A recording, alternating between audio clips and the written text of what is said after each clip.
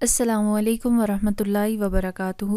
عزیز طلباء و طالبات، منہج تحقیق میں آج ہمارا 14واں سبق ہے، جس کا عنوان ہے تحقیق کی اقسام منہج کے اعتبار سے۔ اس میں آج ہم 3 مزید اقسام دیکھیں گے، جیسے تاریخی، ترابطی اور شماریاتی تحقیق۔ نیا سبق شروع کرنے سے پہلے ہم گزشتہ سبق کا خلاصہ دیکھ لیتے ہیں۔ گزشتہ سبق میں ہم نے تحقیق کی اقسام ہی پڑھی تھیں، لیکن پہلی 3 اقسام پڑھی تھیں، جیسے کہ تقابلی تحقیق، جس میں ہم نے پڑھا تھا کہ 2 چیزوں کے درمیان تقابل کیا جاتا ہے، موازنہ کیا جاتا ہے۔ اس کے بعد دوسری جو قسم ہم نے پڑھی تھی بیانیہ تحقیق، یعنی جس میں ہم کسی چیز کا وصف بیان کرتے ہیں، اس کی حقیقت حال بیان کرتے ہیں، اس کو بیانیہ تحقیق کہا جاتا ہے۔ جبکہ تیسری قسم تقییمی تحقیق ہے، اور جبکہ تیسری قسم ہم نے تقییمی تحقیق پڑھی تھی۔ آج کے سبق میں ہم مناہج کے اعتبار سے تحقیق کی جو دیگر اقسام ہیں ان کا مطالعہ کریں گے۔ آج کے سبق میں ہماری جو تحقیق کی اقسام ہیں وہ ہے تاریخی، ترابطی اور شماریاتی۔ سب سے پہلے ہم تاریخی تحقیق کے بارے میں جاننے کی کوشش کریں گے کہ تاریخی تحقیق سے کیا مراد ہے۔ سب سے پہلے ہم اس کی تعریف دیکھ لیتے ہیں کہ تاریخی تحقیق میں کسی حالت کا یا کسی متعین عرصے کا تاریخی جائزہ لیا جاتا ہے۔ یہ تحقیق کسی موضوع کے بارے میں تاریخی نقطہ نظر سے کی جاتی ہے۔ یعنی ہم اس کو سادہ اور آسان لفظوں میں یوں سمجھ لیں کہ کسی بھی چیز کا ارتقاء، چاہے وہ کوئی زبان ہے، کوئی بھی چیز ہے، جس کا ہم ارتقاء دیکھتے ہیں کہ وہ پہلے کیسے تھی، اس کی ابتدا کب ہوئی، پھر ابتدائی ادوار میں وہ کیسی تھی، پھر کرتے کرتے اس میں کیا تبدیلیاں آئیں اور اب اس کی موجودہ شکل کیا ہے، وہ سب تاریخی تحقیق میں آتا ہے۔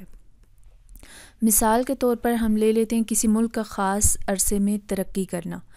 اب ہم فرض کریں کوئی بھی ایسا ملک لے لیتے ہیں، جیسے چائنا لے لیتے ہیں، تو چائنا کی تاریخ یوں دیکھی جائے گی، اس کی تاریخی تحقیق یوں ہوگی کہ ہم پہلے یہ جانیں گے کہ اس کا قیام کب عمل میں لایا گیا، اس کے بعد پھر اس میں ابتدائی اس کا جو زمانہ تھا وہ کیسا تھا، حالات کیسے تھے، پھر کس طرح انہوں نے رد و بدل کر کے اپنے حالات کو بہتر بنایا، اور پھر کرتے کرتے آج وہ اس مقام تک پہنچ جائیں۔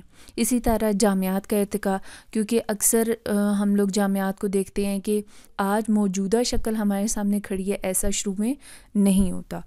کسی بھی جامعہ کے بارے میں آپ یہ دیکھیں کہ وہ جامعہ کب بنایا گیا، پھر وہاں پر پہلے کتنی کلاسز تھیں، پھر اس کے بعد کیا ترقی ہوئی، اور پھر بعد میں کتنی کلاسز، پھر ٹیچرز شروع میں کتنے تھے، کون سے تھے، بعد میں کون سے ٹیچرز آگے، یہ سب تاریخی تحقیق میں شامل ہے۔ اسی طرح صنعت و حرفت کا ارتقاء کے کسی بھی ملک میں جو صنعتی میدان ہے، سٹارٹنگ اس کی کیسی تھی اور پھر اس کا اینڈ کیسے ہوا، تو یہ سب تاریخی تحقیق میں کیا جاتا ہے۔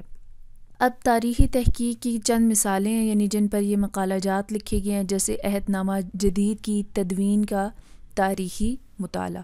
نام سے ہی پتہ چل رہا ہے کہ جو عہد نامہ جدید ہے، یعنی جو بائبل ہے، اس کی جو تدوین کی گئی، اس کا تاریخی مطالعہ کیا گیا کہ پہلے کیسی تھی، یعنی کس شکل میں موجود تھی بائبل، پھر اس کو کس طرح سے لکھا گیا، پھر کرتے کرتے، چونکہ ہم سب لوگ جانتے ہیں کہ بائبل میں تحریف ہو چکی ہے، تو وہ سارا ایک مطالعہ کرنا کہ شروع میں کیسی تھی اور پھر بعد میں اس میں کیسے رد و بدل آیا، یا پھر کس نے وہ رد و بدل کیا۔ اسی طرح یہ دوسری ہمارے پاس ایک مثال ہے، پی ایچ ڈی کا یہ مقالہ ہے، مسئلہ انکار حدیث کا تاریخی و تنقیدی جائزہ۔ اب اس میں بھی یہ کہ حدیث کا انکار کب سے شروع ہوا، کیسے کیسے لوگوں نے حدیث کا انکار کیا، اور پھر اب اس کی موجودہ شکل کیا ہے۔ پھر اسی طرح توہین رسالت کا ایک تاریخی جائزہ، یعنی اس میں جائزہ لیا جائے گا کہ نبی کریم صلی اللہ علیہ وسلم کی نعوذ باللہ کب توہین کی گئی، کیسے کی گئی، یہ سب چیزیں اسی میں شامل ہیں۔ اس کے بعد ہمارے پاس دوسری قسم آ جاتی ہے ترابطی تحقیق۔ نام سے ہی پتہ چل رہا ہے کہ اس تحقیق میں کیا ہوتا ہے کہ 2 اشیاء کے درمیان ربط اور تعلق کی نوعیت اور درجہ بندی کو دریافت کیا جاتا ہے۔ یعنی اس تحقیق میں کیا ہوتا ہے کہ 2 جو مختلف چیزیں ہیں، ان 2 اشیاء کے درمیان ربط کو دیکھا جاتا ہے کہ ان دونوں کے درمیان کیسا تعلق ہے، کیا تعلق ہے، وہ سب اسی میں آ جاتا ہے۔ مثال کے طور پر کسی زبان کی گرامر میں مہارت اور اس زبان کی تحریر میں مہارت کے درمیان کیا ربط اور تعلق ہے۔ یعنی مثال کے طور پر ہم یہ لے لیتے ہیں جیسے کسی زبان کی گرامر میں مہارت اور اس زبان کی تحریر میں مہارت کے درمیان کیا ربط اور تعلق ہے۔ یعنی ہم اس میں یہ دیکھیں گے کہ اگر ایک شخص ہے جو کسی زبان کی گرامر بہت اچھے سے جانتا ہے تو کیا وہ اس کو اتنے اچھے سے تحریر بھی کر سکتا ہے یا نہیں۔ اب اس کے دو نتائج سامنے آ سکتے ہیں، یا تو یہ کہ جو گرامر میں ماہر ہے ظاہری بات ہے وہ تحریر میں بھی ماہر ہوگا، یا پھر ایسا ہے کہ ایک شخص ایسا ہے کہ وہ گرامر میں تو ماہر ہے لیکن تحریر میں کمزور ہے، یا پھر یہ کہ گرامر میں کمزور ہے لیکن تحریر میں وہ ماہر ہے۔ تو یہ جو ربط اور نوعیت ہے اس کو اس تحقیق میں بیان کیا جاتا ہے، یعنی دو اشیاء کے درمیان جو ربط ہے، تعلق ہے، اب وہ تعلق کس قسم کا ہے اس کو اس میں بیان کیا جاتا ہے۔ اب ربط و تعلق کی بھی دو قسمیں، یعنی ترابطی تحقیق کے جو نتائج آئیں گے، جو ہم ربط و تعلق بتائیں گے وہ دو طرح کے ہوں گے۔ پہلا تو یہ کہ مثبت ربط، یعنی ہم یہ کہیں جیسے پیچھے مثال بیان کی گئی ہے کہ ایک شخص ہے جو کسی زبان کی گرامر میں تو مہارت رکھتا ہے، تو کیا وہ تحریر میں بھی مہارت رکھتا ہے تو یا نہیں۔ ایک نتیجہ تو یہ سامنے آئے گا جس کو ہم مثبت ربط کہیں گے کہ ایک ایسا شخص ہے کہ جو گرامر میں اگر مہارت رکھتا ہے تو وہ تحریر میں بھی مہارت رکھتا ہے، جبکہ اس کا منفی ربط کیا ہوگا کہ وہ گرامر میں تو مہارت رکھتا ہے لیکن تحریر میں وہ کمزور ہے، یا پھر یہ کہ تحریر میں مہارت رکھتا ہے لیکن وہ گرامر میں کمزور ہے۔ یہ یعنی جو نتائج ہمارے سامنے آئیں گے ان کو دو اقسام میں تقسیم کر دیا گیا ہے، یا تو مثبت ربط آپ کے سامنے آئے گا یا پھر منفی ربط آپ کے سامنے آئے گا۔ اب ترابطی تحقیق کی بھی چند مثالیں آپ کے سامنے میں ذکر کر دیتی ہوں، جیسے تدبر قرآن اور بیان القرآن میں ربط آیات و سور کی مباحث کا تحقیقی و تقابلی جائزہ۔ یعنی اب یہ بتایا گیا کہ دو تفسیر کی کتابیں لی گئی ہیں، ان میں آیتیں اور جو صورتیں ذکر کی گئی ہیں ان میں ربط کیا ہے اس کو ایکسپلین کرنا۔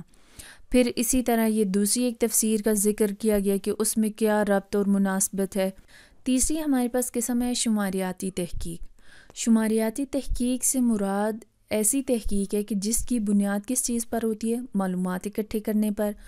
پھر وہ جو معلومات اکٹھی ہو گئی ان کو شماریاتی اور حسابی طریقوں سے تجزیہ کرنے پر اور ان معلومات سے نتیجہ اخذ کرنے پر ہوتی ہے۔ یعنی اس تحقیق میں تین چیزیں ہیں، پہلے تو معلومات اکٹھی کی گئیں، پھر اس کا شماریاتی یا پھر حسابی طریقوں سے تجزیہ کیا گیا، پھر تجزیے کے بعد جو معلومات اکٹھی ہوئیں اس سے جو نتیجہ اخذ کیا گیا وہ اس میں شامل ہے۔ یہ یاد رکھیں کہ شماریاتی تحقیق کبھی اکیلی نہیں ہوتی بلکہ یہ دوسری تحقیقات کے ساتھ مل کر ہمارے سامنے آتی ہے، جیسے کہ وصفی یا جو بیانیہ تحقیق ہے اس کے ساتھ شماریاتی تحقیق مل کر آئے گی۔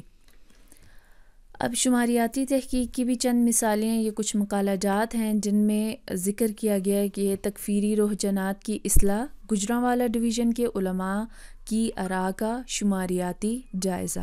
یعنی اب اس میں کیا ہوگا کہ پہلے مواد اکٹھا کیا جائے گا، مواد اکٹھا کرنے کے بعد اس کا احتساب ہوگا، یعنی حساب کتاب لگایا جائے گا، یعنی پھر اس میں آراء دی جائیں گی کہ اتنے % علماء نے یہ بات کہی، یعنی 10% علماء کی آراء کچھ اور تھی، 20% کی آراء کچھ اور تھی، اسی طرح باقی کے جو رہ جاتے ہیں ان کی آراء کچھ اور تھی۔ تو بیسیکلی جو شماریاتی تحقیق ہے اس کے طریقے مختلف ہو سکتے ہیں، لیکن ہوتا کیا ہے کہ جو معلومات اکٹھی کی گئی ہیں ان کو ہم پرسنٹیج کے حساب سے یا پھر عدد کے حساب سے بیان کر دیتے ہیں کہ اتنے % کچھ لوگوں نے بات کی اور اتنے % کچھ لوگوں نے بات کی ہے۔